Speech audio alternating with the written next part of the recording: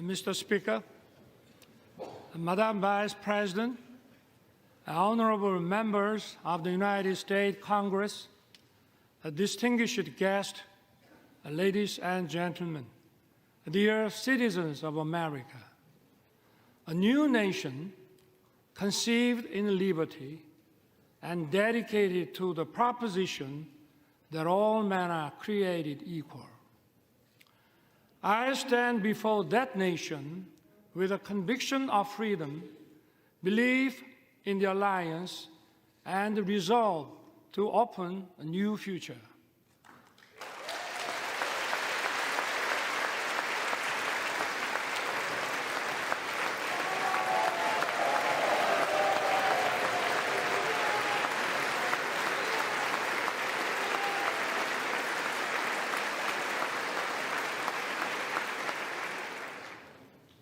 For 234 years, Congress has been the symbol of freedom and democracy. This chamber embodies the spirit of the Constitution. I'm honored to address the members of Congress and the people of the United States.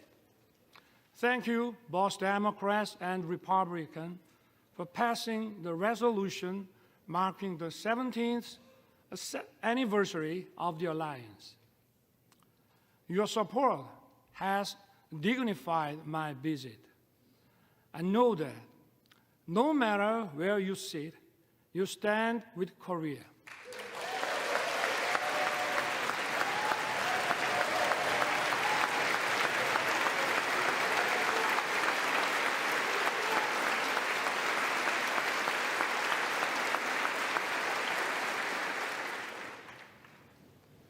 Over the past century, we have faced many threats, but the U.S. has always led the world in defense of freedom. Imperial nations fought for colonies, and humanity greatly suffered from the two world wars. America righteously stepped in to defend freedom, but it was not without cost. We remember the leadership of General MacArthur and Admiral Nimitz. But more than 100,000 American men and women perished in the Pacific War. Their sacrifice was not in vain. The U.S. leadership established the New World Order based on free trade. It brought peace and prosperity throughout the world.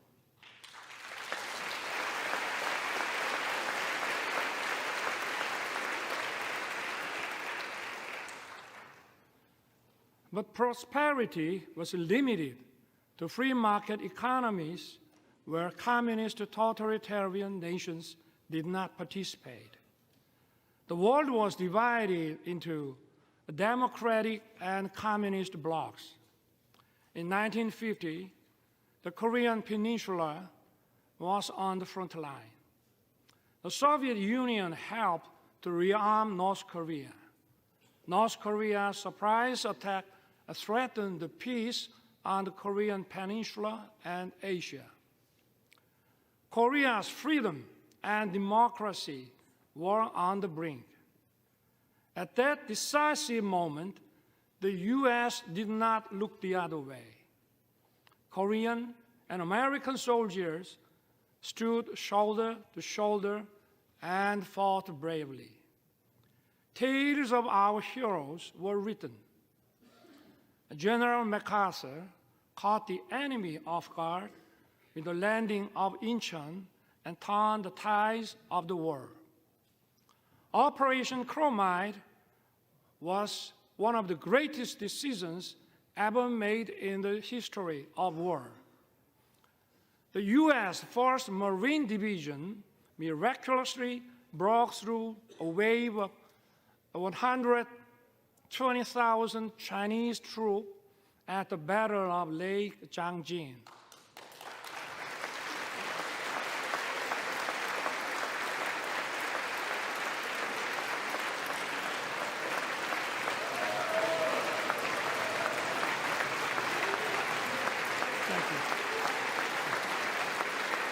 Thank you.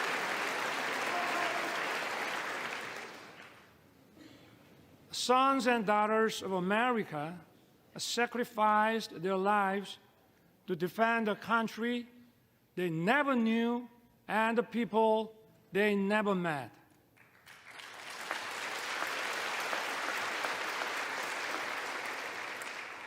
In the Battle of Lake Changjin alone, 4,500 American service members lost their lives. Over the course of the war, almost 37,000 U.S. soldiers fell. The late Colonel William Weber fought in the battle for Hill 3 to 4 in Wonju. He lost his right arm and leg. Yet, this American hero dedicated his life to honoring the noble sacrifice made by the Korean War veterans. Today, we are honored to have his granddaughter, Ms. Jane Weber, with us. Ms. Weber, would you stand up, please?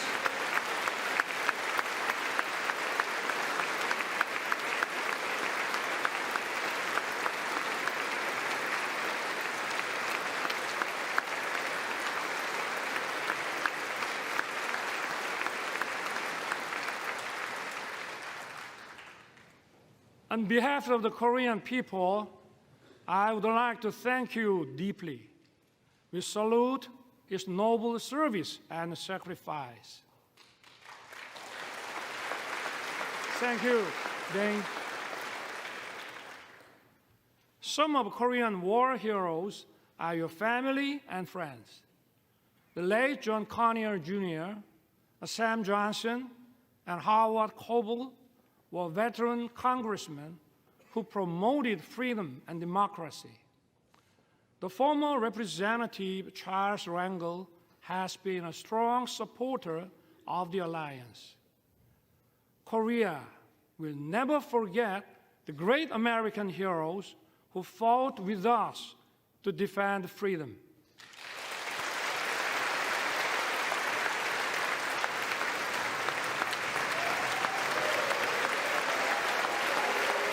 Thank you. Thank you.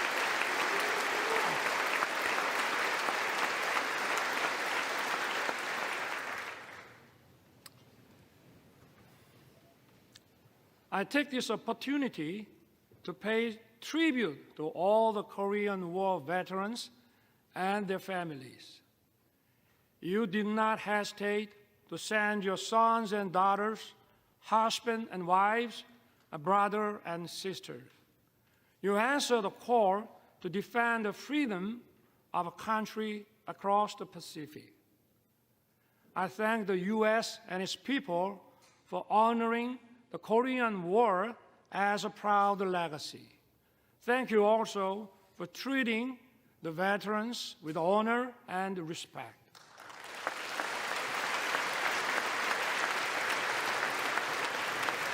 Thank you.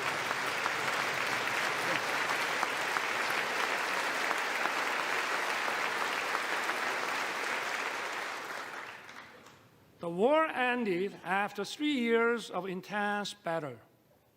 Our two nations signed the Mutual Defense Treaty and opened a new era of the alliance.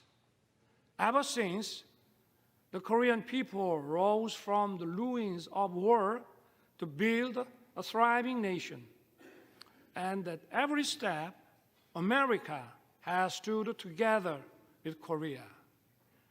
We have many reasons to celebrate our platinum anniversary. We had no guarantees of success when it started. But today, our alliance is stronger than ever, more prosperous together, and more connected like no other. Indeed, it has been the linchpin safeguarding our freedom, peace, and prosperity.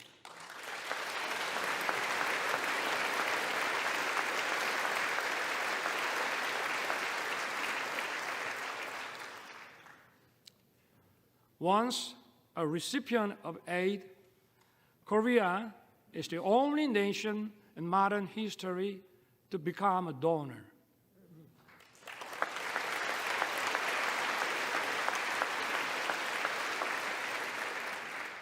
This itself demonstrates the success of our alliance. Let me talk about the history of our alliance. The ties of our cooperation and exchange span over 140 years since the establishment of diplomatic relations in 1882. In the late 19th century, American missionaries helped to widely introduce the values of freedom and solidarity to Korea. These values are the foundations of Korea's constitution. They have made a huge impact on our independence movement and the foundations of Korea. Horace Underwood, Hallie Appenzeller, Mary Scranton, and Rosetta Hall are some of the missionaries who set foot in Korea at the end of the 19th century. They built schools and hospitals. They promoted education of women. Their efforts laid the foundations for many Korean women to advance into society as educators, journalists, and doctors. In the early 1960s, the Kennedy administration recommended Professor Lostow's model for economic growth.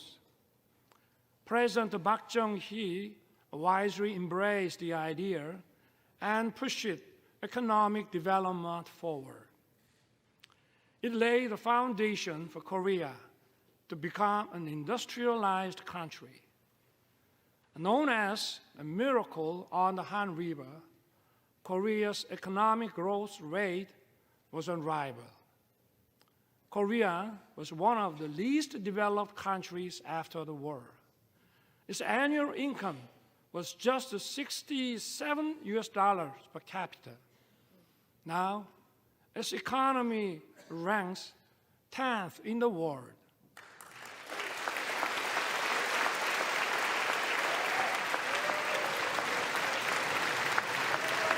Thank you. Thank you.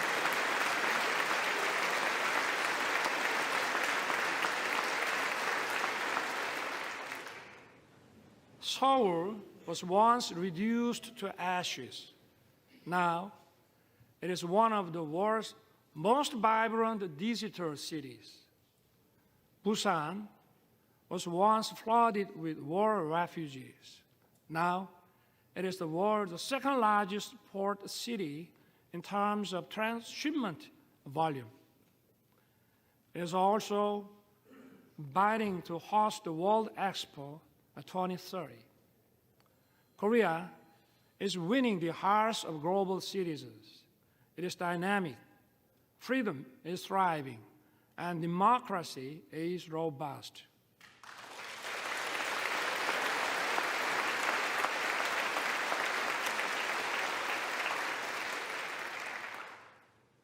Korea and the U.S. have joined forces to safeguard freedom and democracy throughout the world. Since World War II, Korea dispatched its warriors of freedom. We fought side by side with the U.S. in Afghanistan, Iraq, and others.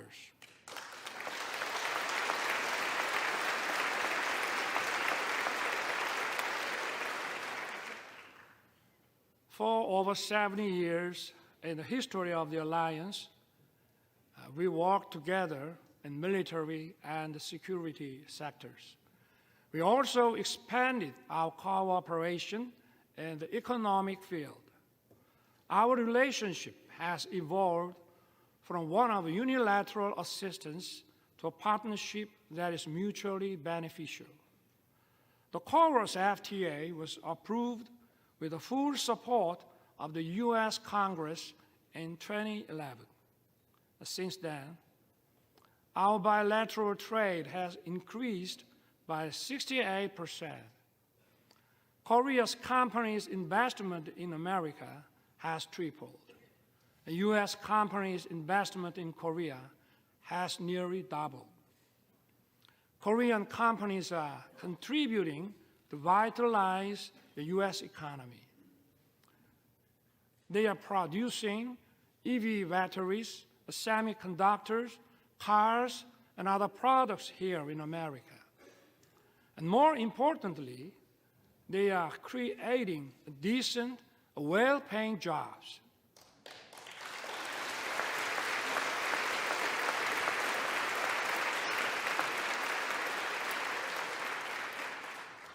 Take Austin, Texas. Samsung's semiconductor plant has created nearly 10,000 jobs as of 2020.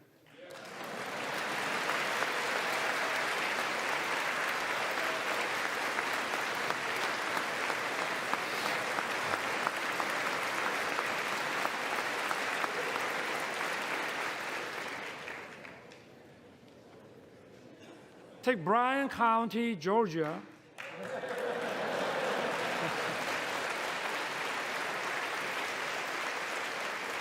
Hyundai's EV and battery plants is expected to be operational by late 2024.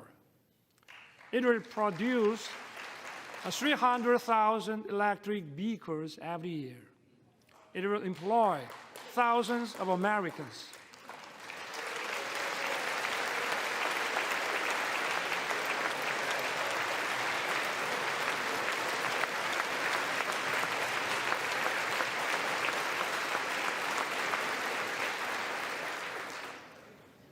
And take Bay City in Michigan. It is a home to SK Chiltern CSS, where President Biden visited. It is an example of Korean and American companies merging to achieve even greater growth.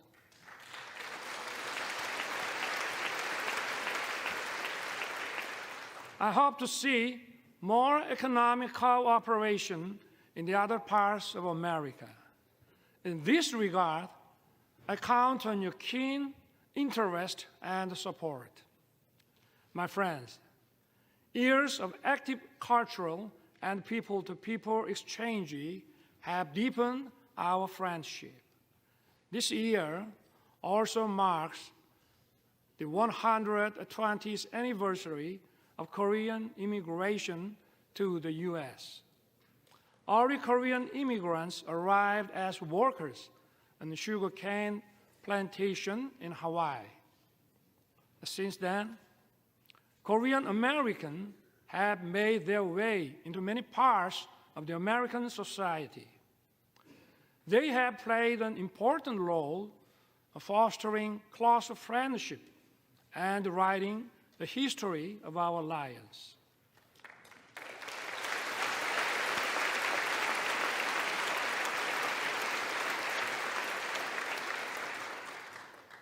Representatives Young Kim, Andy Kim, Michelle Steele,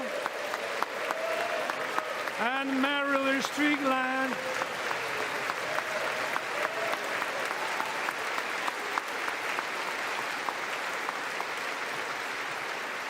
are here with us. They are a testament to the alliance spanning generations. That's true for each party. It is a relief that you are evenly praised across the aisle.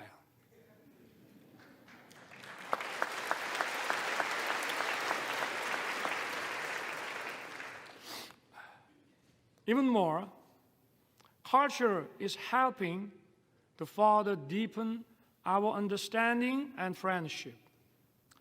Nationality and language differences are no longer barriers. Korean movies, Parasite and Minari, have won Oscars. Hallyu film, Top Gun, and The Avengers are loved by Koreans.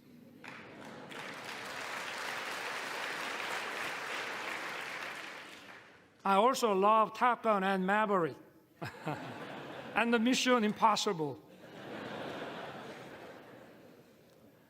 And even if you didn't know my name, you may know BTS and Blackpink.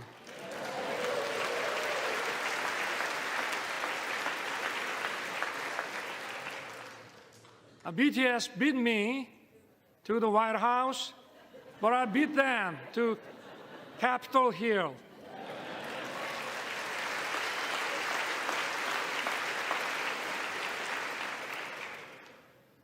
Korean and American singers are reaching high places in each other's music charts is no longer a surprise. The U.S. create global platforms like Netflix. Korea has produced a popular series such as Squid Game.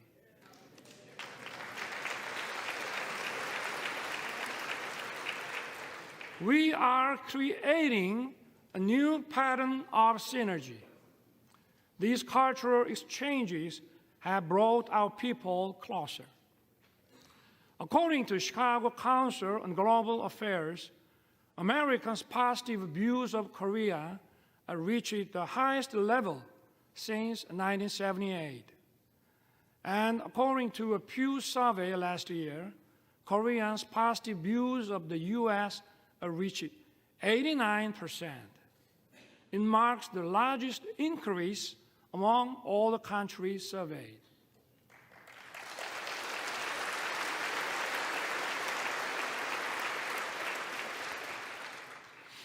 Korea and the U.S.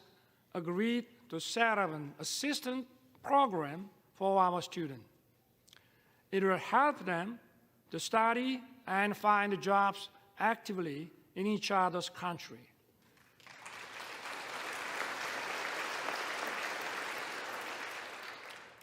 Honorable members of Congress, I have 2 careers in my life. My first job was as a public prosecutor. My second job is serving as the president of my beloved country. As prosecutor, my role model was the late Robert Morgenthau. He was the real-life character of District Attorney Adam Schiff in Law and Order. When I was the Prosecutor General, I printed a book titled Robert Morgenthau, America's Eternal Attorney. I shared it with my junior prosecutors. In the preface, I included the phrase, an attorney who is silent in the face of great evil will not even stop pickpockets in the neighborhood. Today, our democracy is at risk. Democracy is a community's political decision-making system to protect freedom and human rights. Such decision-making must be based on truth and freely formed public opinion.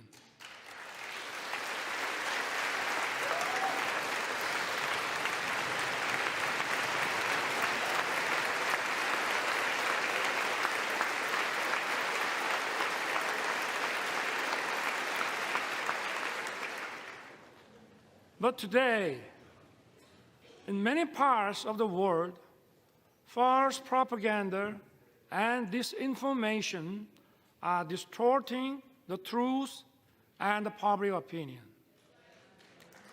They are threatening democracy.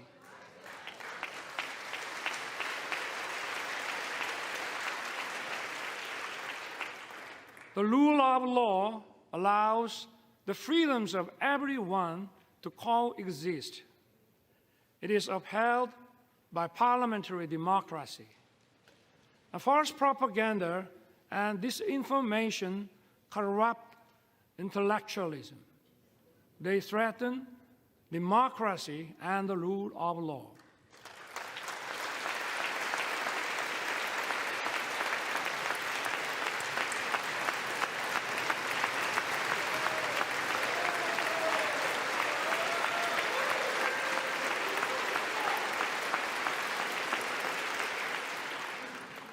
Such totalitarian forces may conceal and disguise themselves as defenders of democracy or human rights.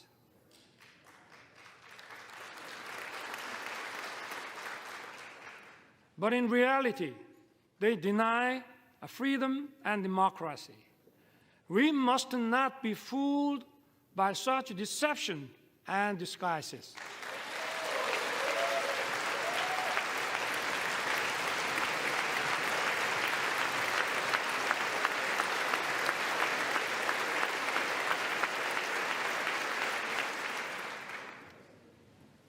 We have for so long protected democracy and the rule of law with our blood and sweat.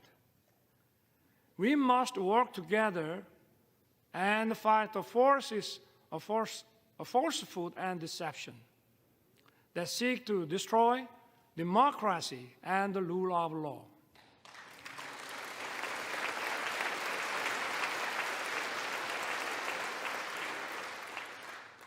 Those who cherish freedom also respect the freedom of others.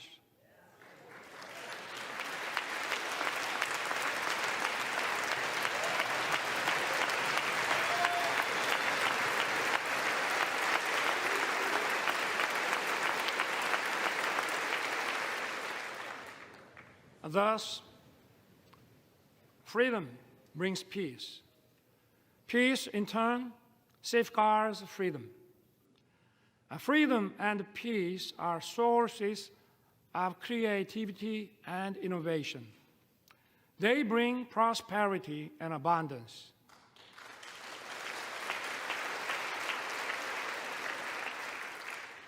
Our alliance was forged 70 years ago to defend Korea's freedom. The alliance has now become a global alliance that safeguards freedom and peace around the world. Korea will fulfill the responsibilities.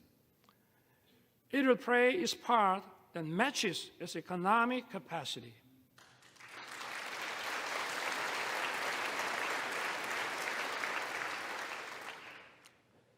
In his 1961 inauguration address, President John F. Kennedy said, "My fellow citizens of the world, ask not what America will do for you, but what together we can do for the freedom of man."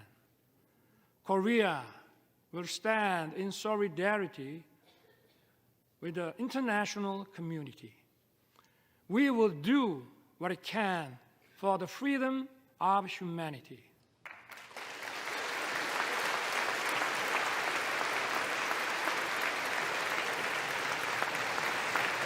Thank you. Thank you. Thank you. Thank you. Korea, with the U.S., will march towards the future. As I took office last year, I pledged to rebuild Korea, a nation belonging to the people, rooted in freedom, democracy, and market economy, a nation that the people can be truly proud of as it fulfills its role as a responsible member of the international community. Together with the U.S., Korea will play the role as a compass for freedom. It will safeguard and broaden the freedom of citizens of the world.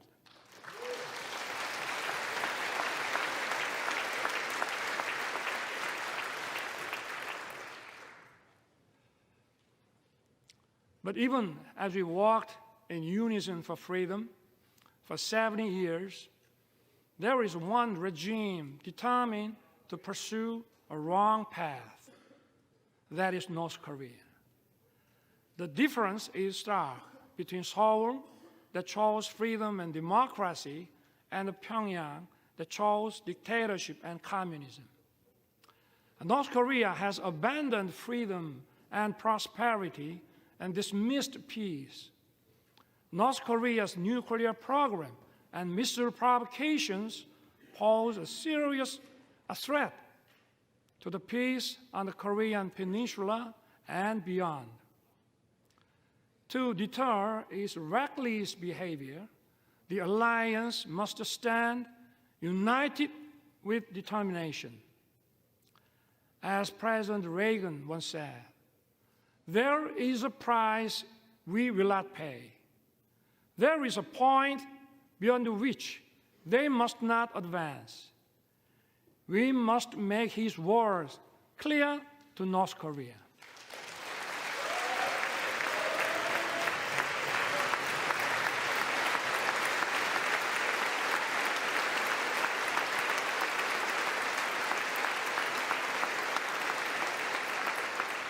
Thank you. Yesterday, President Biden and I agreed to strengthen the U.S. extended deterrence. Along with close Korea-U.S. coordination, we need to speed up Korea, U.S., Japan trilateral security cooperation to counter increasing North Korean nuclear threat.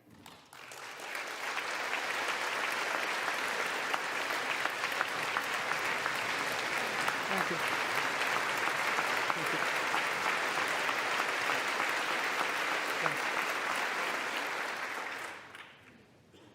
My government will respond firmly to provocations, but at the same time, we will keep the door open for dialogue on North Korea's denuclearization. Last year, I proposed the audacious initiative. It will significantly improve North Korea's economy and livelihood. All Pyongyang has to do is to stop its nuclear program and begin a substantive denuclearization process. I once again urge North Korea to cease its provocations and take the right path. Korea, with the U.S., will continue to work for North Korea's denuclearization.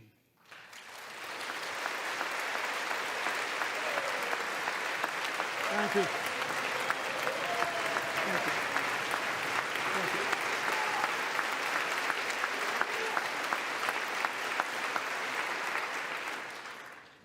North Korea's obsession with nuclear weapons and missiles is throwing its population into a severe economic crisis and human rights abuses. We must raise global awareness of dire human rights situation in North Korea. We must not shy away from our duty to promote freedom for North Koreans.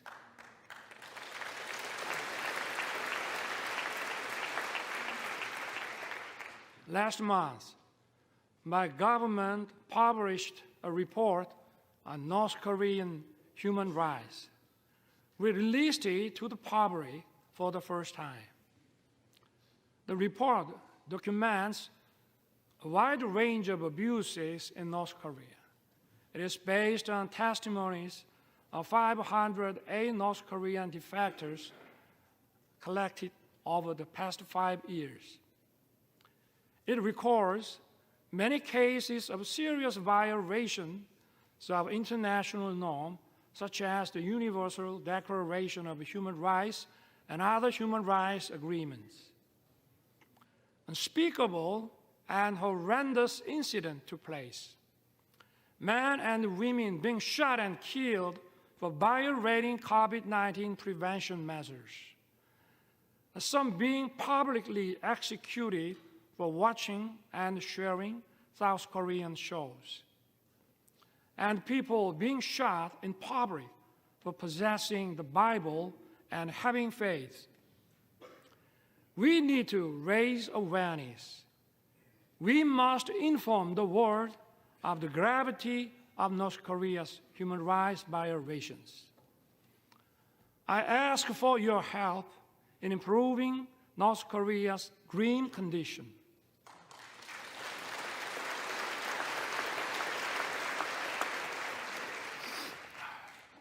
My friend, freedom and democracy are once again under threat. The war against Ukraine is a violation of international law.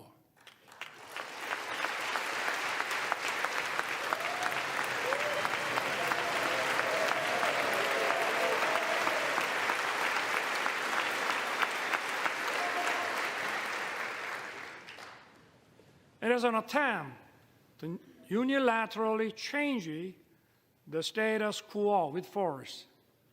Korea strongly condemns the unprovoked armed attack against Ukraine.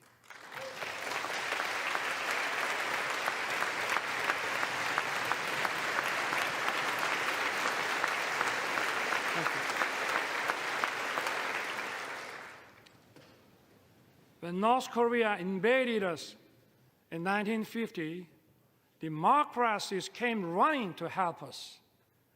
We fought together and kept our freedom. The rest is history. Korea's experience shows us just how important it is for democracies to uphold solidarity.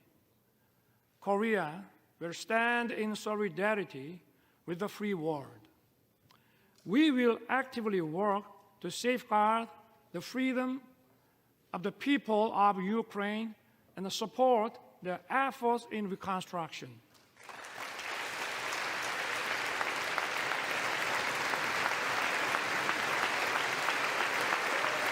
Thank you.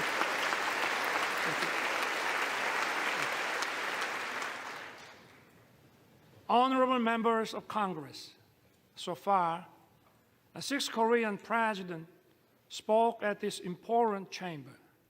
The first Korean president, Dr. Lee Sung-man, delivered his speech in 1954. After 35 years, in 1989, President Roh Tae-woo, standing at this podium, said the following: "The nations of the Pacific have made open society and market economy and the engine that drive the fastest growing region in the world.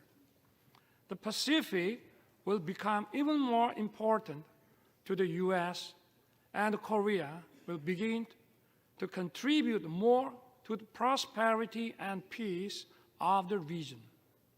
I look forward to the day when some future Korean president may be invited to address this distinguished assembly and describe the vision I spoke of today as an achievement fulfilled, not as tomorrow's hope."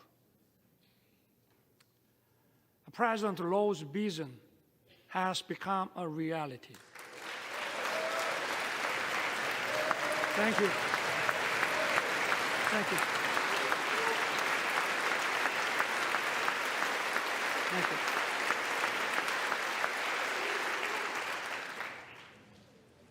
We are currently living in the Indo-Pacific era.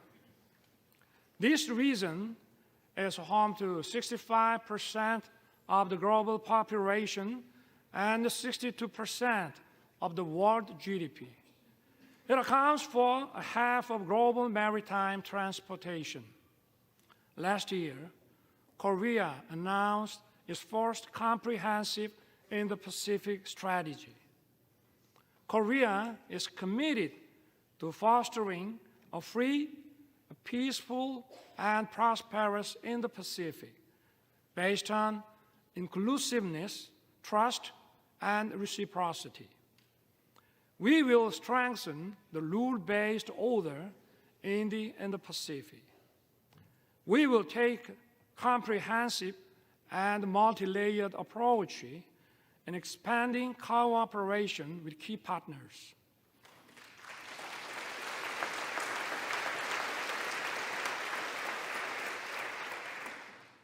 This also means that the stage for the alliance is expanding. Korea used to receive assistance from U.S. aid. It is now sharing its experience with developing countries in partnership with the U.S. Korea has greatly increased its ODA budget. It is providing tailored programs in tune with the needs of its partners. Yesterday, President Biden and I adopted a joint statement. It presents a vision of the alliance in action towards the future. Together, our two countries will broaden our alliance.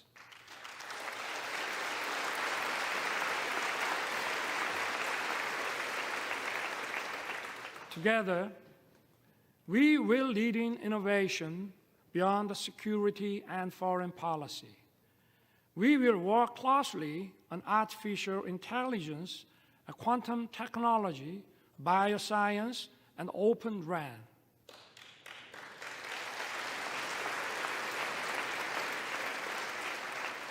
Our partnership in the cutting-edge semiconductor industry will contribute to establishing stable and resilient supply chains. It will also address economic uncertainties. Together, we will open another new successful chapter. We will explore new frontiers in outer space and cyberspace.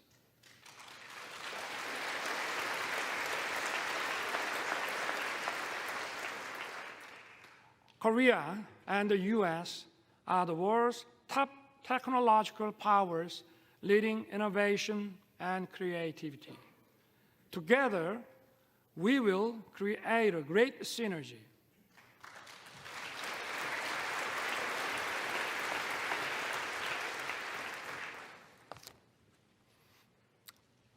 Mr. Speaker, Madam Vice President, and honorable members of Congress, our alliance is an alliance of universal values. Freedom, human rights, and democracy are the very foundations of our bonds. Our alliance is for justice.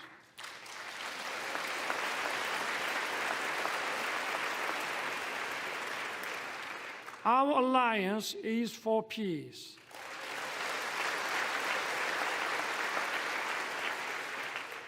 Our alliance is for prosperity.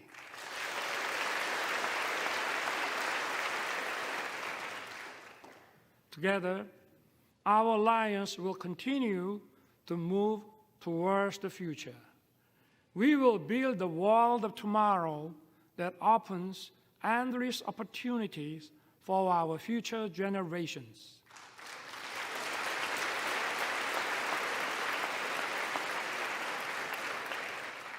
I look forward to everyone being on board for our new journey together. God bless you. God bless the United States of America. And may God bless our great alliance. Thank you.